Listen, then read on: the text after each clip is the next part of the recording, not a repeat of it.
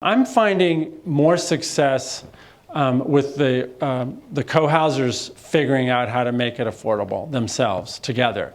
For example, this project we just finished in Vancouver, a very expensive town. When we started that project, the average house price in Vancouver was $778,000.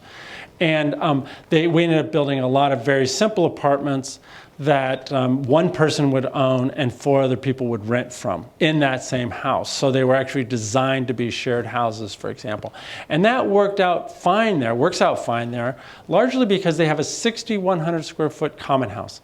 In other words, the common house is not only supplements the private house and as an extension of the private house, but it very much enhances the private house. I mean, there's so much in the way that's done there in yoga and dinners and childcare and ping pong, and it's a long list of things that happen there. So the shared house is actually a lot more palpable in that setting. And the houses are actually designed to be a shared house with their own bathroom per bedroom, for example, and sometimes with the private bedrooms with their own entrance, for example. So, however, that said, I just went to the city of Vancouver that had me come up to Vancouver and said, Chuck, if we were going to do co-housing more affordable, how would we do it? And I think this is actually, unfortunately, more doable now in Canada than it is in the US. But there was the 2 things that I suggested. One was that the city of Vancouver plays a bigger role in helping groups find a site. And that's something that's very popular in Denmark, where the towns actually help co-housing groups find a site and sometimes help finance the site. So if you're buying it from the town, for example, you don't have to buy the site until after you've moved in. And that's a huge plus. I mean, because when you're spending $10,000, $20,000 a month to buy a site, that can really put a damper on it. And then the second thing is I'm suggesting to the city of Vancouver that and I was very happy, they had all the politicians there, et cetera, that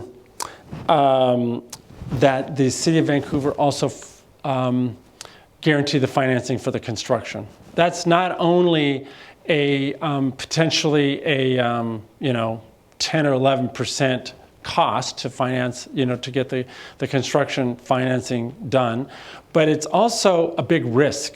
You don't necessarily want to go through the whole design process and not get a project financed. That could be a real problem, especially when, these are a bunch of school teachers so often that don't have a lot of development track record, they as individuals don't have any track record typically. However, across the USA, co-housing projects have a much better track record than typical developers because, you have 20 people in the room that says, let's get this built. You have, 30 seniors in the room that say, hey, I don't even buy green bananas anymore. Let's get this built. And it changes the complexion of the entitlement process, the approval process. So, but it's funny or it's not funny because so often it comes down to the creativity of the group themselves, for better or worse.